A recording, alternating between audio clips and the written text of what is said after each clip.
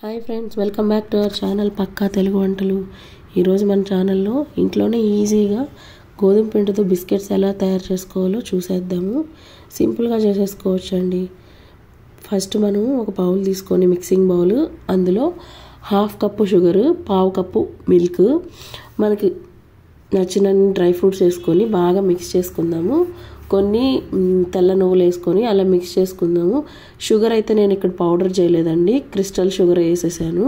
అది బిస్కెట్స్లో తగులుతుంటే బాగుంటుంది. సో తర్వాత మనము 2 కప్పుల గోధుమ పిండి దాంట్లోనే వేసేసుకుందాము. కొద్దిగా రుచికి సరిపడా కొంచెం ఉప్పు, క్రిస్పీనెస్ కోసం బిస్కెట్స్ ఒక 3 స్పూన్స్ గోధుమ రవ్వ అంటే బొంబాయి రవ్వ, ఉప్మా రవ్వ వేసుకున్నా అండి. ఓ పించ్ సాల్ట్, ఒక 1/2 స్పూను ఇలాచీ పౌడరు, ఎండి కొబ్బరి పొడి ఒక 3 స్పూన్లు వేసుకున్నాను. నేను ఇది స్టోర్లో తెచ్చుకున్నానండి, మన ఇంట్లో అయినా ప్రిపేర్ చేసుకొని వేసుకోవచ్చు. కొద్దిగా మరికొన్ని నువ్వులు వేసుకున్నాను. అలా కలిపేసుకోవాలి బాగా. అన్నీ ఒకసారి అలా మిక్స్ చేసేసుకొని తర్వాత మనము ఒక 1/2 కప్పు నెయ్యి కానీ నూనె కానీ ఫ్లేవర్ లేని ఆయిల్ వేసుకోవచ్చండి. లేదంటే ఇక్కడ నేనైతే గీ వేసాను, కాచి చల్లార్చింది. ఆయిల్ అయితే కాచిన ఆయిల్ వేసుకోవాలండి. వాటర్ వేసుకుంటూ పిండిని కలుపుకోవాలి. సెమీ సాఫ్ట్గా కలుపుకోవాలి. మనం ఎందుకంటే షుగర్ వేసుకున్నాం కాబట్టి కొంచెం వాటర్ తక్కువే పడతాయి. అలా కలుపుకున్నాక మనం ఒక 3 ఈక్వల్ పార్ట్స్గా చేసేసుకొని ఇప్పుడు నేను వీడియోలో చూపించిన విధంగా అలా రోల్ చేసుకోవాలండి. అలా రోల్ చేసుకొని కావాలంటే మొత్తం ఒకేసారైనా మనం రోల్ చేసుకొని బిస్కెట్స్గా కట్ చేసుకోవచ్చు. నేను కొద్దిగా తీసుకుంటూ ఫస్ట్ ఈ 2 తీసుకొని మిగతా దాని మీద ఒక వెట్ క్లాత్ వేసుకోవాలండి. ఆరిపోతే బాగా రావు. అలా మనం రోల్ చేసుకొని చిన్నవి కావాలంటే చిన్న రోల్ చేసుకోండి, కొంచెం పెద్దవిగా కావాలంటే పెద్ద రోల్ చేసుకొని అలా మనం చాకుని కట్ చేస్తున్నట్టుగా కట్ చేసుకోవాలి.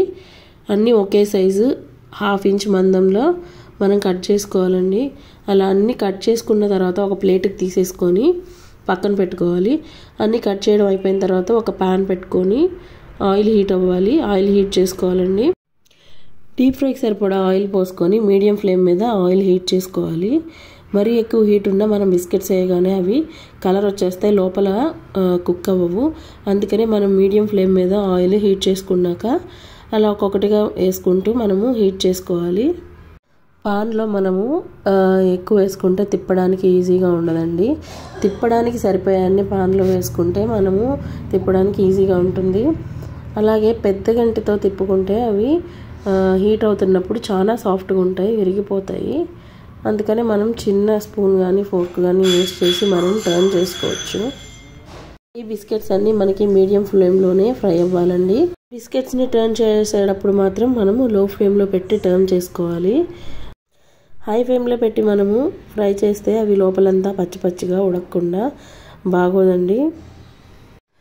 అలా కలర్ ఆయిల్లో ఆ కలర్ వచ్చేంత వరకు బిస్కెట్స్ ఉంచుకొని తీసేసేయాలండి.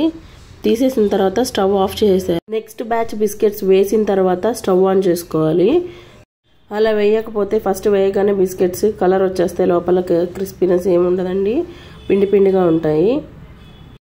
బిస్కెట్స్ ఫస్ట్ మనం ఆయిల్లోంచి తీయగానే సాఫ్ట్గా ఉంటాయి. ఒక 5 మినిట్స్ చల్లారిన తర్వాత అవి క్రిస్పీగా గట్టిగా వస్తాయండి. మీకు గనక నా వీడియో నచ్చితే please like, share and subscribe. Thank you for watching.